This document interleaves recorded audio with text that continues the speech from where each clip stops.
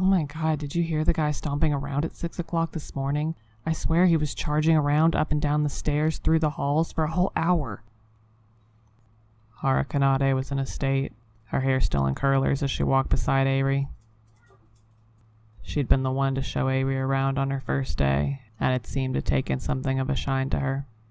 Not that Airi was complaining, it was nice to have a friend, even if said friend did have a sharp tongue and a wicked sense of humor.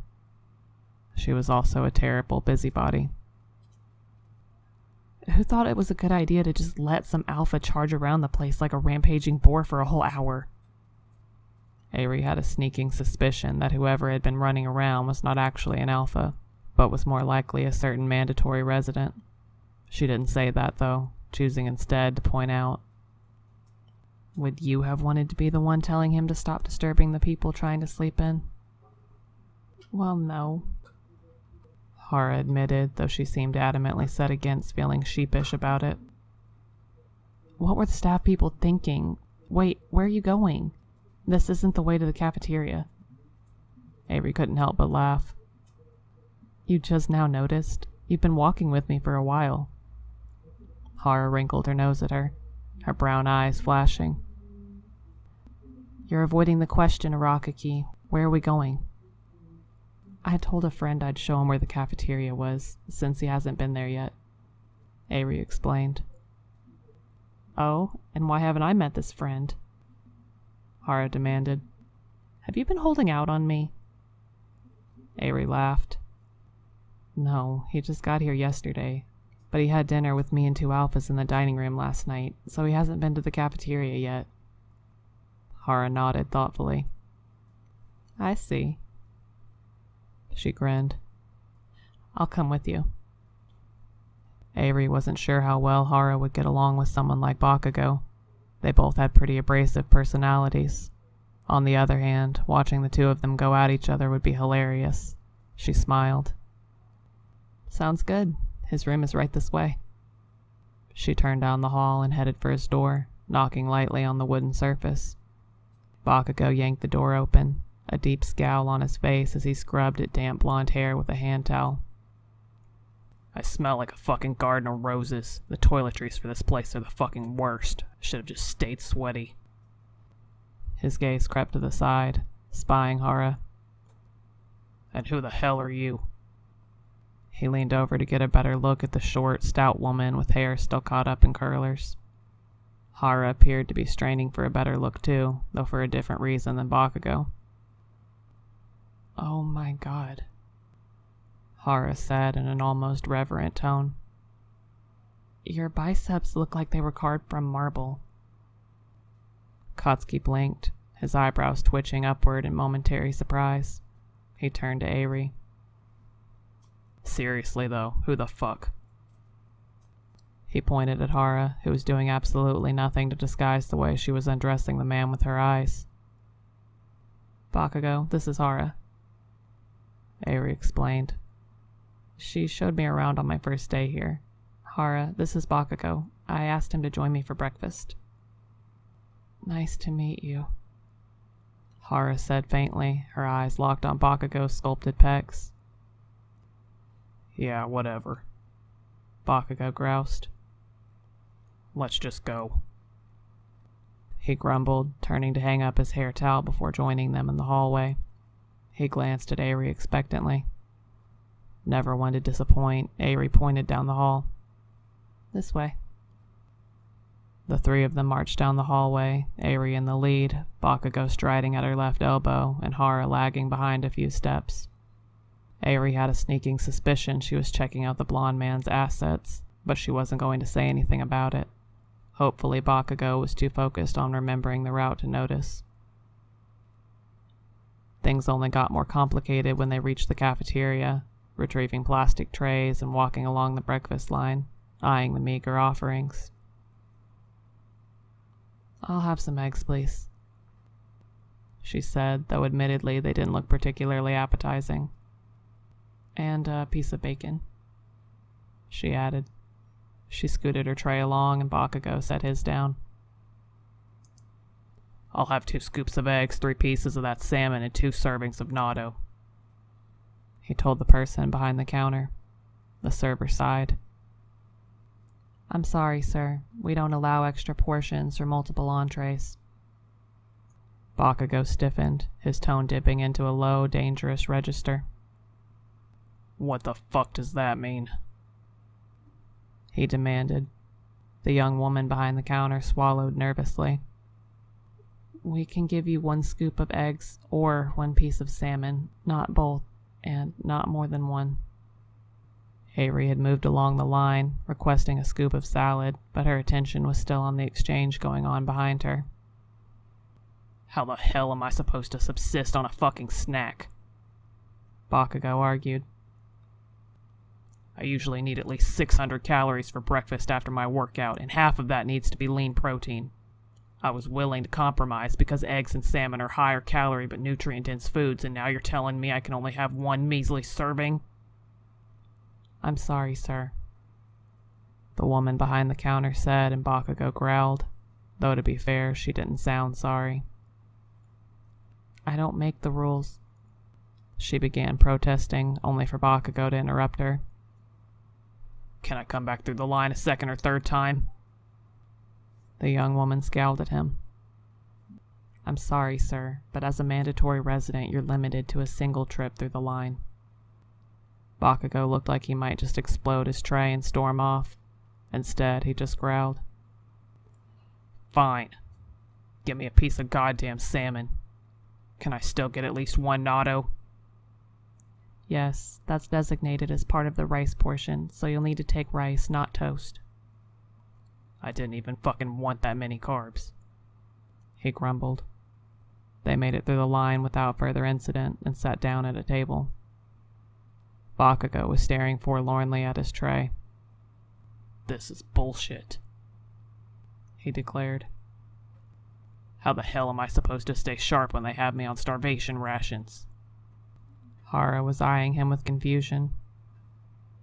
It's a typical portion for most. Yeah, but it's not what I usually eat. I ate crap last night on the assumption that I could resume my typical dietary habits for the rest of the week. Bakugou picked apart a piece of the salmon with his chopsticks like he wished he could be doing something much worse. Probably explosive things. Fucking bullshit, he repeated. Avery contemplated the line of people waiting for food. Hara, can we go back for seconds? Hara frowned at her in confusion. Yes, but aren't you full? I don't know. I'm suddenly feeling hungry for salmon, eggs, natto, and... She glanced at Bakugou, whose scarlet eyes were fixed on her, eyebrows furrowed. Was there anything else she wanted? Vegetables, Bakugou answered, and Hara made a small noise as she realized what Avery was implying. I think I'm hungry too, she told Avery, shooting a glance in Bakugou's direction as she added with a knowing wink. I want some eggs, salmon, natto, and vegetables too. Nodding to each other, Hara and Avery trundled across the room to wait in line for more food. As they stood waiting, she heard someone behind them whisper, Who the fuck let an alpha down here? She shook her head. It was true. Bakugou looked and acted like an alpha, but he understood all too well the threats that came with being an omega. She patted her pocket absently, feeling the pills that he'd given her, carefully tucked inside. She owed Bakugou a hell of a lot more than breakfast, considering what he'd done for her, but helping him get enough to eat seemed like a decent place to start. Kirishima was suiting up for patrol when his phone buzzed with an incoming message. He paused and glanced at it. It was a message from Bakugou, something about picking up some medicine for someone named Araka Kieri, whose suppressants, his blood ran cold, had been taken by someone. She had enough for another day or two, but that was all. This had to be the Omega Bakugou had been referring to. Harassment was bad enough, but now whoever was bothering her was trying to get her into heat so they could capitalize on her weakened state. What a deplorable, unmanly way of going about expressing interest in a person. If Kirishima had felt disgusted before, The knowledge that this harassing alpha had stolen vital medication from another Omega who was incapable of fighting back made him even more furious. That sort of behavior was completely inexcusable, especially when it was the duty of an alpha to care for and protect their chosen mate. Harassment and manipulation spoke of an alpha with no character and a complete misunderstanding of what it was to be manly. Of course, he would get those suppressants and deliver them when he visited the gentle embrace. He'd do it again, if the drugs got taken a second time. It wasn't fair that only Omegas got saddled with something like mandatory residence, and he keenly felt that it was his responsibility to do whatever he could to make it easier on them. Part of him wondered why Bakugou didn't go get the drugs himself, until he checked the website and realized that the drugstore's hours perfectly coincided with the Heat House's visiting hours. Bakugou would be forced to leave the poor Omega unattended while he got the suppressants. And if this alpha was forceful enough to take an Omega suppressants, what else might they do? He refused to consider the alternative, that Bakugou just wanted as much time as possible with his own Omega, that he had decided he could manage to keep an eye out for the one harassed Omega while also canoodling with his own mate. It made Kirishima uncomfortable to think that Bakugou was relegating him to errand boy because he couldn't bear to spare 15 minutes apart from his own Omega mate. Shaking off the dour thoughts, Kirishima tried to focus. He was going to be on patrol for the next 9 hours, and then he'd be able to ready himself for an extended stay at a heat house. He just needed to fill out the deferred mating paperwork before going. He wasn't exactly looking forward to the visit. After all, most of his visits to heat houses ended with him longing for someone he couldn't have. And this time, the man he couldn't have would be right there next to him. Sighing, Kirishima shoved his phone away, shutting his locker with a bit more force than was necessary. He was a hero, damn it. He could take a little heartbreak for the sake of the greater good. He just wished. Aw, hell. When had wishing done any good anyway? He knew he was acting like a coward, hiding his feelings from Bakugou for so long. Maybe this trip to the heat house would provide him with the opportunity to finally tell him how he felt. He would be rejected, of course, but maybe then he could finally find the strength to move on. And wasn't that manly, in a way? He wouldn't be running away from his feelings any longer. He just hoped that Bakugou wouldn't be disgusted by his attentions. It was unusual for an alpha to want another alpha, but Ichiro had wanted Bakugou for so long it felt like a part of him, not a perversion of what should be. Besides, he had a feeling that Bakugou knew, at least on some level, that Kirishima was interested. He had that knowing smirk on his face whenever he would complain about being disinterested in Omegas, like he knew what Ichiro really meant, but he wasn't going to say anything if Kirishima wasn't manly enough to say it himself. Maybe that was why Bakugou claimed to fill out paperwork every year. Was he trying to force Kirishima's hand? Convince him to finally make a move? Kirishima frowned, pausing in the locker room doorway. This hadn't even occurred to him. Maybe Bakugou had been biding his time all along, waiting for Kirishima to say something. But then, Bakugou wasn't the type to sit back passively either. Why hadn't he said anything? Unless he wasn't actually interested in Kirishima. He nearly cursed aloud. Of course Bakugou wasn't interested in him like that, so even if he suspected, he wouldn't want to press the issue. Not if he knew it would hurt Ichiro. So he'd kept silent because he assumed that Kirishima hadn't wanted to be hurt by his rejection. Bakugou had been right, but that didn't matter now. It was time for Kirishima to resolve his buried feelings, if for no other reason than that he needed to settle his own mind. Nodding sharply, Kirishima headed out, trying to push all other thoughts from his mind until after patrol. No sense going out with no focus. He was more liable to get people hurt that way. It would be enough to just consider it after work. With a heavy sigh, he cleared his mind and headed out. What could happen in an afternoon, anyway? Good morning, Katsuki. Adachi purred, running a hand up Katsuki's arm and smiling indulgently. His expression appeared warm, his gesture fond, but his eyes were cool and calculating. He leaned into Kotsky, burying his nose in the crook between his neck and shoulder and inhaling deeply. He leaned back, a pouting look on his face. Still on the pill, eh? What a shame.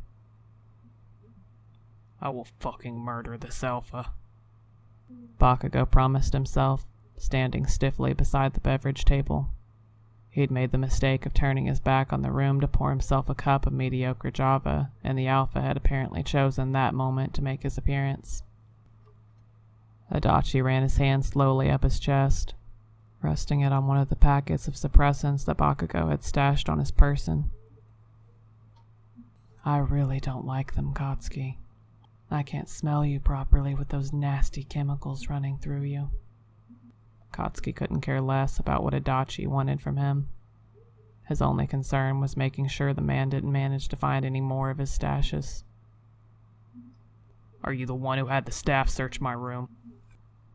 He demanded, fighting to keep his voice neutral. He would not explode. He couldn't afford a blow-up, not here. After. Once his mandatory residence was over, he would hunt this bastard down and make him pay. He knew he wouldn't. Not really. Not if he wanted to keep his job. Hunting down an asshole alpha and thrashing him with some vigilante shit. But he could at least lie to himself to keep himself sane for the time being. Adachi chuckled. Why so combative? Did they find something? He ran his hand higher, scraping his short-trimmed nails along the mating gland on the side of Kotsky's neck he'd just scented. His smirk widened into something even more predatory as Kotsky's breath caught in his throat. Fuck. His body was responding to this shit, even on his goddamn suppressants. He was already at the highest dose one could get over the counter, and he didn't know enough to be certain that he could up his dosage without endangering his health. Kotsky quickly set his coffee down so as not to betray the fact that his hands were shaking, and not with the fucking fear, but something much more terrifying. Arousal. Shit. His body, held back for so long by suppressants and heats that were too few and far between, was making it known how desperate he was for a fuck. Adachi's smile stretched further as he eyed Kotsky appreciatively, his other hand sliding along his abs, dipping lower as he stepped in closer. Admit it, Omega, he rumbled. You want this. His hand clutched lightly at Kotsky's groin.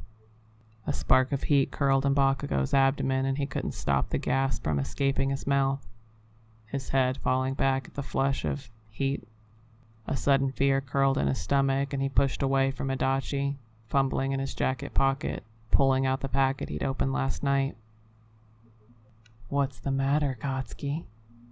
Adachi crooned, though he made no move to step closer. Lower dose than you're used to? Kotsky stared at the remaining pill, which was clearly marked 10 milligrams. Fuck, he cursed, scrambling for his coffee cup. He'd taken the last dose maybe an hour ago. He could take this one to up the dosage back to his regular one. No wonder he'd been feeling so strange. How the hell did you switch out? He spat, fumbling the packet open. Adachi sneered. You didn't even notice when I took it the first time, right over there. He indicated the corner chair where Kotsky had been seated the day before. I gave it to the staff so they knew exactly which one to look for in your room. Then I pretended to find them on you in the parlor. He sighed as though distraught. Lowering the dose lets me smell you a little better, but it's still not enough. Kotsky was about to toss the pill in his mouth when Adachi coughed daintily. Did you check the other pills in your room closely? He asked with false innocence. Kotsky froze, the pill still in his hand. His eyes widened. He wasn't the only one taking those pills. He'd given 2 to Arakaki. What did you do to them? He snarled. Just swap them out for the same pills you have there. Adachi answered easily. It's up to you. You can take your usual dose and run out in a few days. Or you can take the lower dose and have enough to last you the week. He sneered, patting Kotsky's arm patronizingly. Think about it. Kotsky didn't have time to worry about that. If he was on a lower dose, then that meant Arakaki was too. He had to let her know, and then see if Kirishima could pick up a few extra doses of suppressants on his way in the next day. He tossed the suppressant into his mouth, grabbing his cup of coffee and washing the pill down decisively. Fuck you, he told Adachi and pushed past him, scanning the room for Arakaki. Where the hell was Sundress Girl anyway? He didn't see her. His gaze landed on one of the staff people, and he figured they could probably tell him. He stomped towards the nearest one. Hey, where's Arakaki? The staff person, a small woman with dark hair and the beginnings of crow's feet at the corners of her eyes, sputtered anxiously for a moment. Well, you see... Where? Kotsky growled. Is she? The parlor. The woman squeaked anxiously. But you can't go in unless... I'm with another alpha I know. Kotsky spat, glancing around the room again. Any alpha at all would do, except for Adachi, really. Matsumoto was nowhere to be found, unfortunately. He saw one alpha, a somewhat stocky young man with bleached blonde hair and a baby face. He looked like he was trying to figure out how to approach a tall Omega man with black hair and an all-around fragile look to him.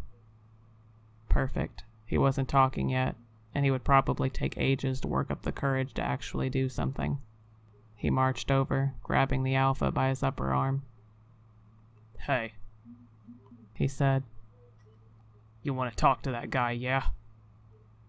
The bleached blonde young man turned to look at Kotsky in confusion, his caramel brown eyes widening in shock as he took in Bakugou's musculature.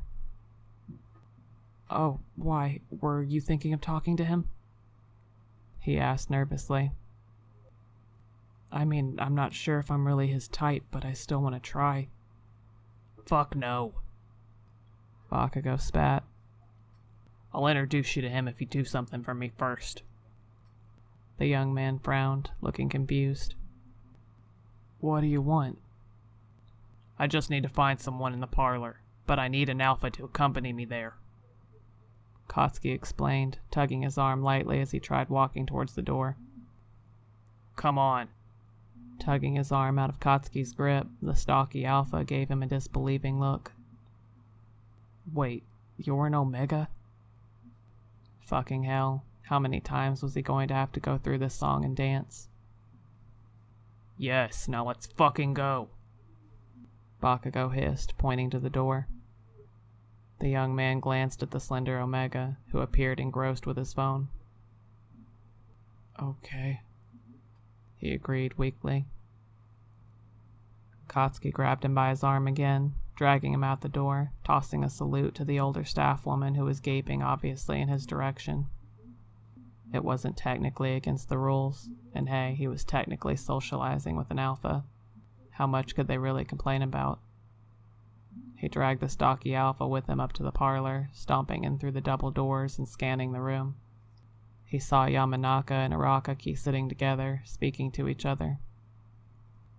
This way, he told the blonde alpha, dragging him across the room. Oi, Arakaki, he said sharply as they approached. She stiffened, turning to look at him with a mixture of concern and exasperation. What do you want, Bakugou? She demanded, then frowned. And who the hell is this guy? I couldn't get in without an alpha, so I volunteered him for the position. He's okay with it. Kotsky assured her, though she didn't seem too pacified by his explanation.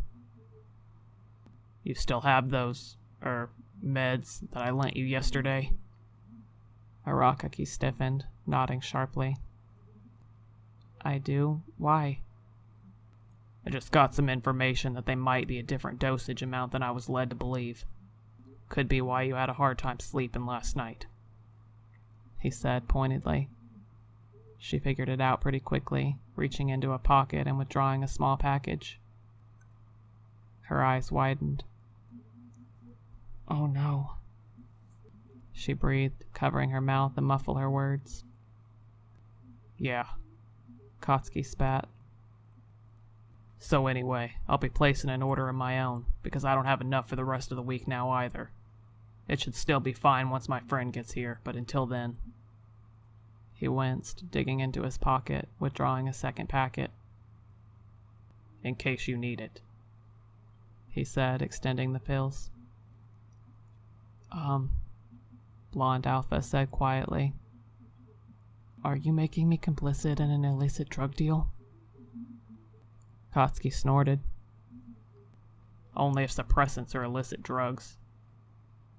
He pressed the packet into Arakaki's open palm before turning around, grabbing his arm again. "My work here is done. Let's go talk to that guy you were too chicken to approach." As they walked off, he could hear Yamanaka asking Arakaki something along the lines of, "Is he always like that?" He was too far away to make out her exact answer, but she definitely laughed before answering. Oh well, Kotsky didn't really care what Big Nose thought about him anyway. At least Arakaki would have enough to keep herself suppressed until Kirishima came tomorrow with more meds. He patted Blonde Alpha on the shoulder with enough force to make him stumble a little.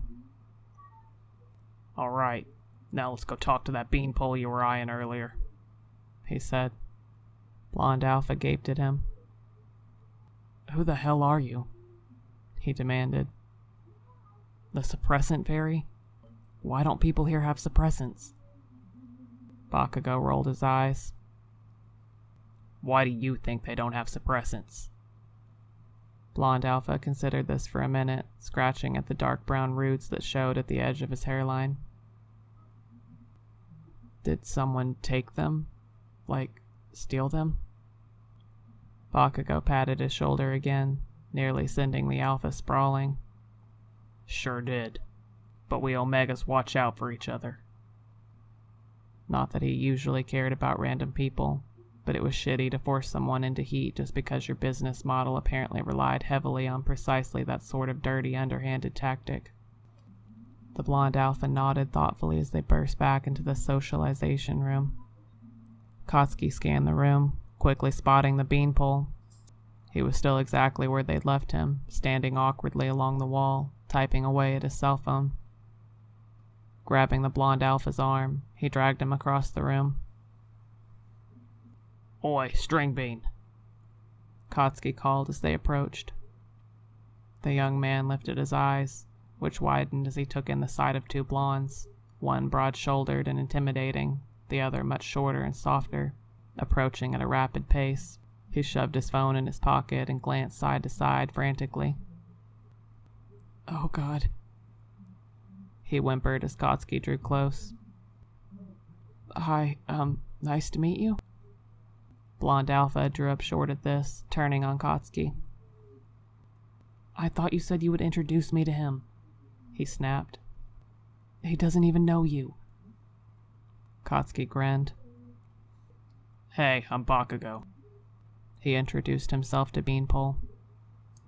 I'm Hanashiro Matsudo."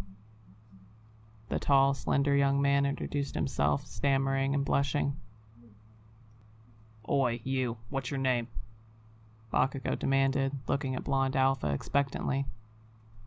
"Oh, I'm Shimizu Hirohisa," Blonde Alpha said faintly. "Right. Hanashiro, I'd like to introduce you to Shimizu. I'm sure the two of you have plenty to talk about," Kotsky said, waving his hand in a go-on gesture, stepping back. He elbowed Blonde Alpha, aka Shimizu, when the young man appeared speechless. "Ow. Oh, yeah, hi.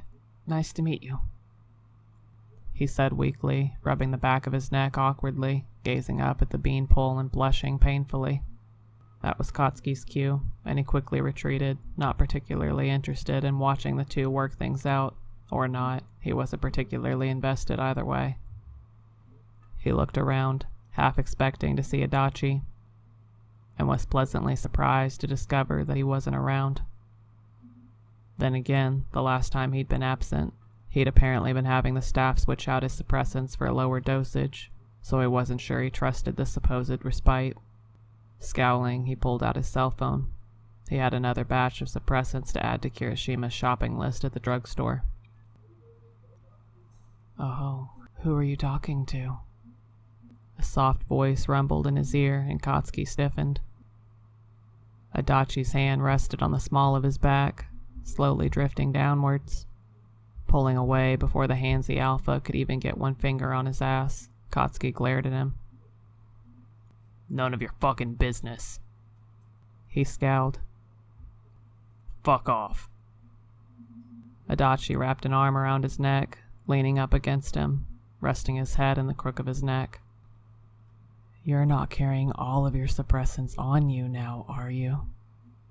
he murmured into Katsuki's ear. "You know I found them on you once before." He lifted one hand, opening it to reveal one of the packets from Katsuki's jacket. "I can keep finding them." Adachi licked a stripe from Katsuki's collarbone up to his mating gland, nipping gently at the side of his neck. "What will it take for me to convince you just to be a good Omega and give me what I want?" "Fuck." Katsuki could tell that the second half of his usual suppressant dose hadn't kicked in yet, because Adachi's voice was doing things to him. His teasing touches seemed to send prickles of sensation spreading out from wherever their skin met. He bit his lip, resisting the urge to melt into the alpha's possessive fondling. "You'll never convince me of anything," he bit out, only to gasp when Adachi's hand found its way to his belt buckle, undoing it and then the button on his pants. He tried to pull back, but Adachi dug his teeth in a little more sharply, threatening his mating gland. "Don't make me do something we'll both regret," Adachi hissed in his ear.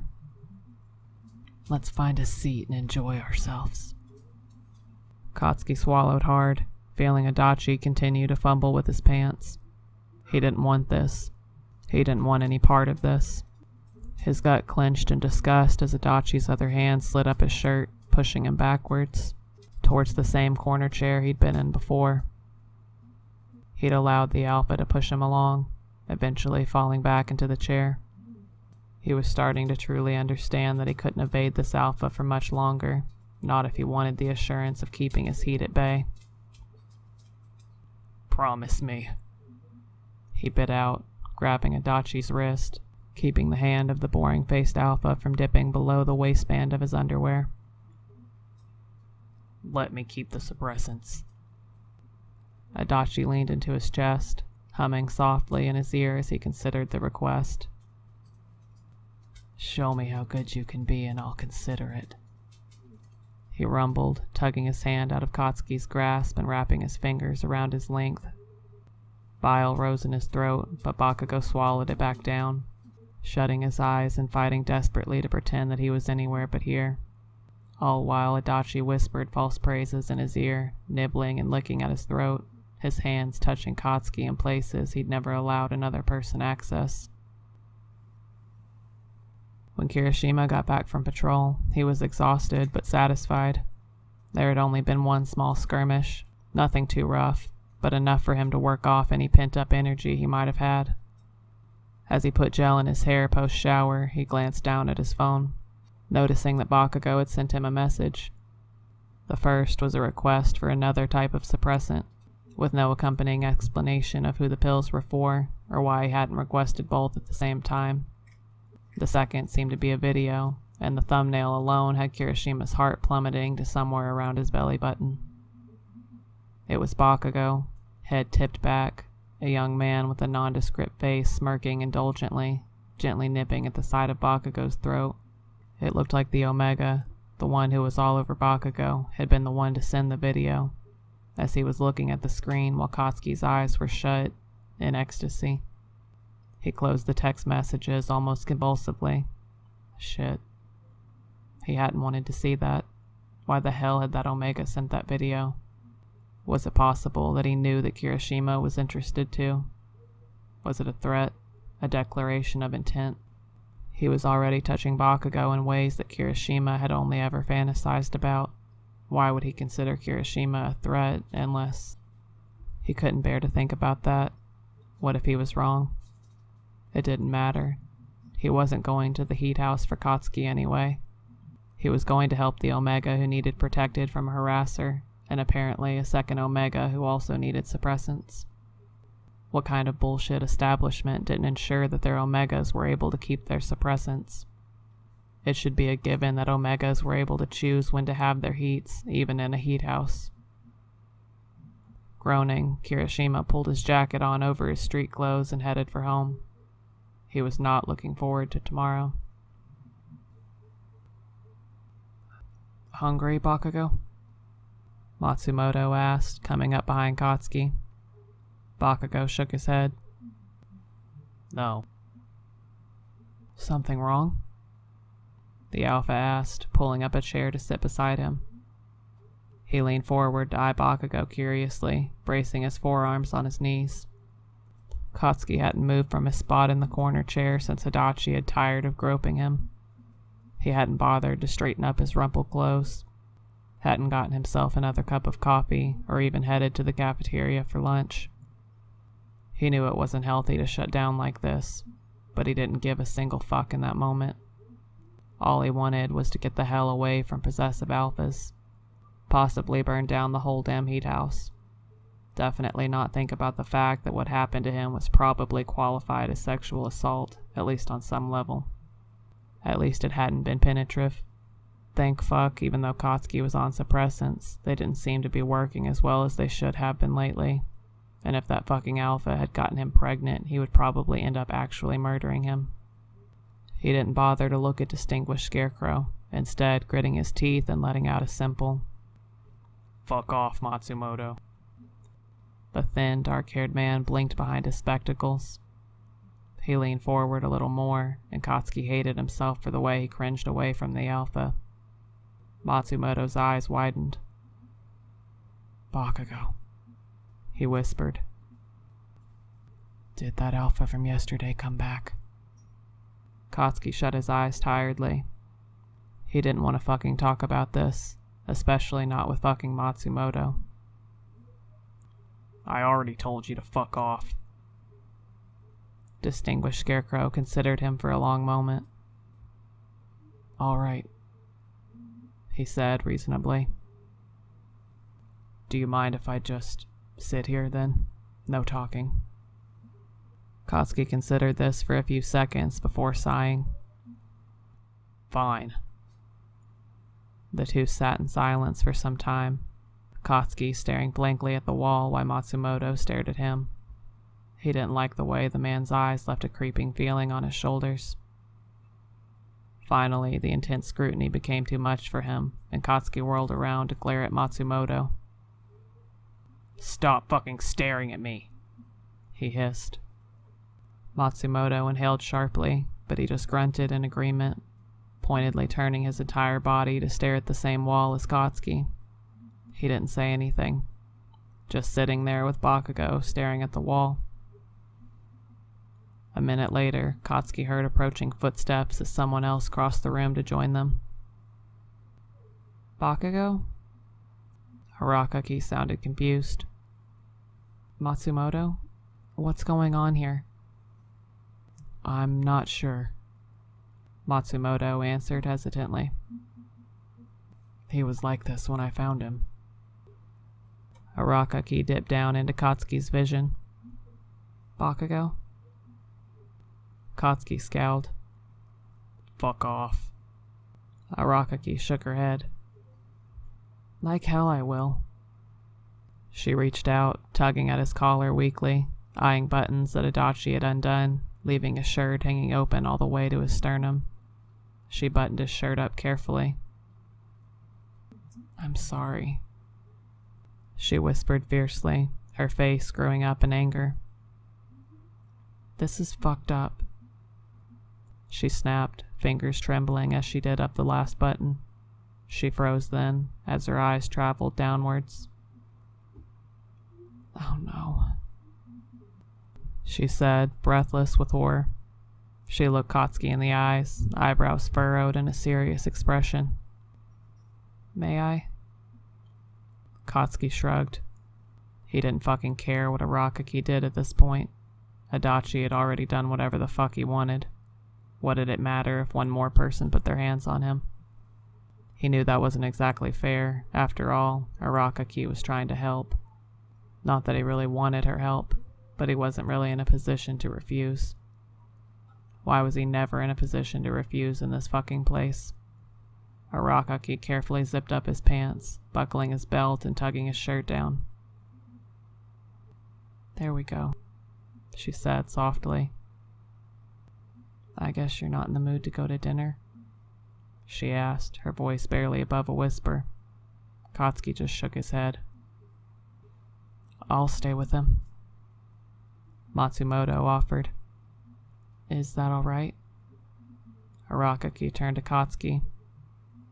Katsuki considered this for a moment, then nodded. He still had another hour of socialization, and then he could retreat to his room. Matsumoto sat back in the chair, pointedly not staring at Katsuki. See you tomorrow?